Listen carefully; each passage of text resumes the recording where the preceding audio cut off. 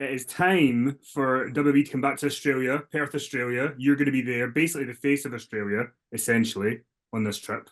Not Rhea Ripley. Oh, Rhea scares me a little bit. So, I'm not polite to many people, but she may be one of them. But, I think when it comes to Australian superstars, I think I have to be honest, Rhea's number one. You look at everything she's done, like there's a reason she's on the poster and, all those type of things. But Elimination Chamber is my opportunity to kind of show what I'm willing to do for those Australian fans. I like to go viral. I like to put my body on the line. And I think there might be opportunities for me to do that on that show. And I think when we leave Elimination Chamber, people will be saying Grayson Waller's name next to Rhea Ripley's. And I mean, it's funny because, like, whenever you are talking about anybody, whether it's people from Australia, people from Scotland, you make sure to make an impact with what you say. You said recently that Scottish women look like Shrek. Now, I'm gay, so it doesn't really bother me, but I'm sure a lot of people were offended at that. But do you stand by those comments? You know what the funniest thing about that was? Like, I had Isla Dawn's mum was sending her like the news articles that went in the Scottish papers about it, which made me laugh a lot. Like, I'm so good I can go viral in Scotland, But I had a lot of DMs on Instagram from women, how disgusting you called us Shrek. That's so inappropriate. We don't look like that. And everyone that messaged me, if I clicked on their profile, if I put a green tinge over the screen, it was Shrek. So 100% I stand by what I say because it was true. I'm just showing appreciation to the culture. Sure, we'll call it that. You also were in the news not too long ago for one of your appearances on the news. You're on this Australian morning show, and it's weird because I feel like if you're a wrestler or you cover wrestling or you're a fan of wrestling, we always now and then come across people who really don't take it seriously. They kind of want to take the piss out of it a little bit, and you were kind of put in that situation where that was what happened. Talk to me about that situation, just kind of because people were kind of praising you afterwards. It's like, you stood up for wrestling. Yeah, it's strange for me to get any type of positive feedback online. So that was very confusing. I don't know how I felt about it. But it's a situation where they don't know any better. We walked into that show. We'd just been on, like a 24 hours of travel basically to get to Australia. And you get put on this show, they're doing 4 hours a day. They're just asking questions off a screen. They don't know. It's not their fault. But, I was kind of chilling until, you get this guy standing in front of me, he's shimmying his shoulders. He's telling me I'll take a fake punch. Like, I see that as complete disrespect to what I do, how hard we work and everything we do. So, I just needed to show him and show the show, like, this isn't what you think it is. This isn't what it was in the 90s. Like, we're for real. And I have no problem standing up for the business every time I have the opportunity. And, I had a few DMs from certain wrestlers. I got to see Undertaker backstage at Royal Rumble. He shook my hand and showed respect. And if the Ultimate Brother, Undertaker, was happy with something I did, then I'm okay with it. There was a sort of unintentional comedy moment where I can't remember the exact specifics, right? But I think that the female host had asked LA Knight to do his finishing move to her. And he just kind of looked like, I have to just stop talking. Because if I say something else, yeah, and he kind of threw it to you. You were left with it at that point, which was kind of comedic. Yeah, LA knows, and it's comedic if you know wrestling and you know LA's finishing move. Unfortunately, I've been on the receiving end of that move multiple times. It's you getting your head drilled directly into the mat. So I don't know how that would have looked if LA Knight got up and gave Natalie Bath on Seven Sunrise the blunt force trauma. I think you want to talk about viral. That's real viral. But he did. I think part of the blame has to go to LA Knight because it's funny that people online talked about like the Vader Undertaker thing where Taker's just sitting there so calm and collected while Vader goes off. And then there's the parallel where LA Knight passes me the buck because he knows I can't help myself. He knows I just can't sit back and, I have to get involved. So fair play, LA. He knows me too well. I saw some clips of you doing interviews from last year, and somebody, I think Connor Comic Book, had asked you about comparisons to MJF like last April, and you kind of talked about how you don't really see the similarities between the two of you, but it did get me thinking about you and him do have something in common in that when you guys are heels or bad guys, whatever you want to call it, you don't really want to be popular. You are doing what you can to be hated, and that's not something that a lot of bad guys in wrestling do. How important is that to you to sort of really make sure the crowd are against you?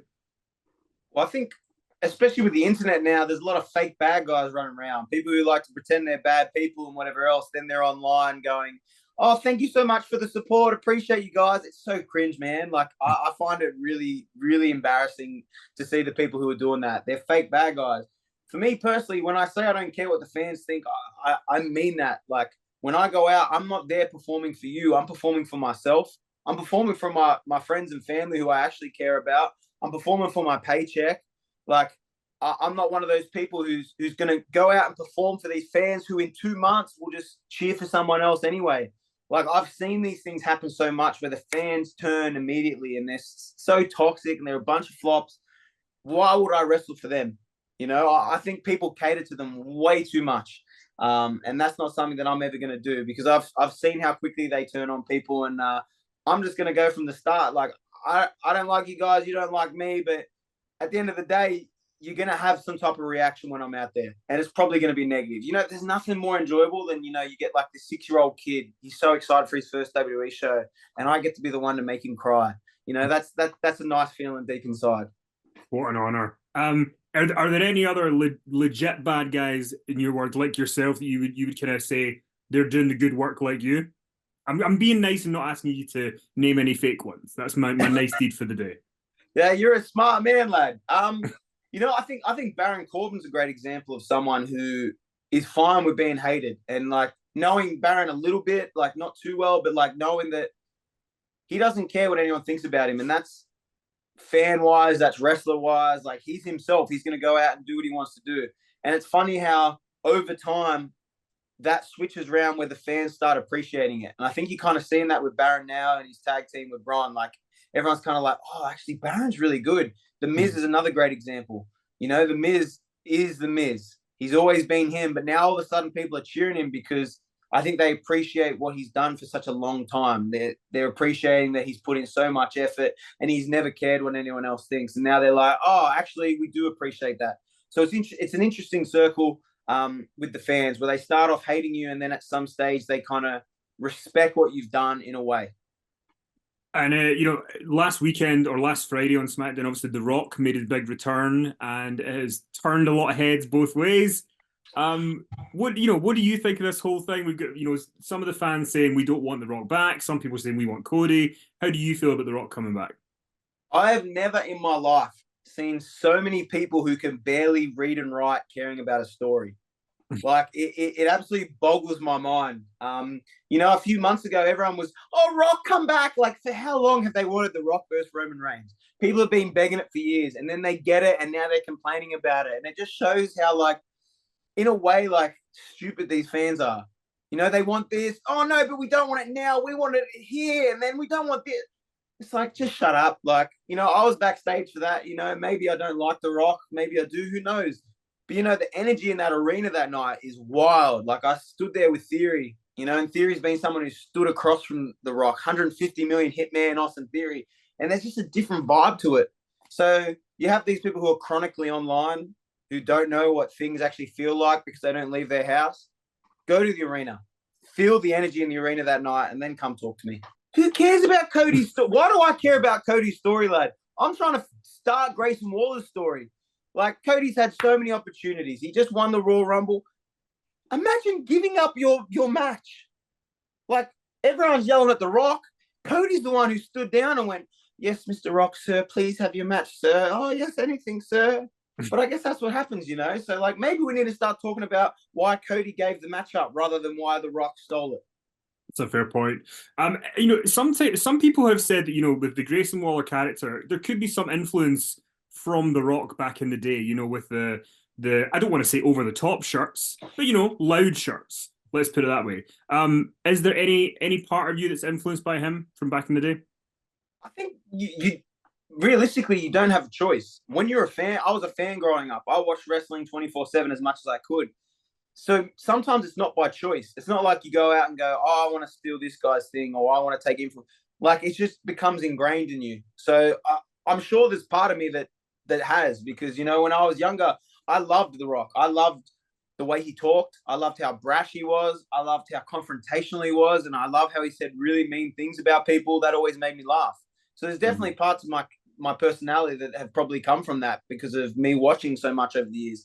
But my mindset always just changes when I become a peer. You know, you have to differentiate yourself from being a fan and being a peer. So now that I'm The Rock's peer, I can't look at him as a hero. I can't look at him as someone I liked. I have to look at him as a competitor because who knows? Roman Reigns gets hurt tomorrow. All of a sudden, Grayson Waller versus The Rock. I need to go in there. I need to fight. I need to treat him like an opponent. So there's definitely elements that have probably snuck their way in, but that's done now.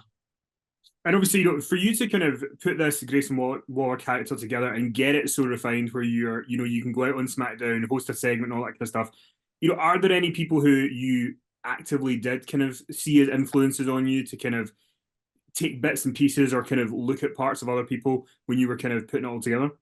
Yeah, I dislike using the word character just because I think Grayson Waller is so close to me that it's not a character. I'm not acting. I don't have to act, and that's why it comes natural. The funny story is, I don't know if many people know this, when I first started developing Grayson Waller in PWA in Australia years ago when I first started wrestling, the original idea was like Geordie Shore. I loved Geordie Shore. I was obsessed with the show.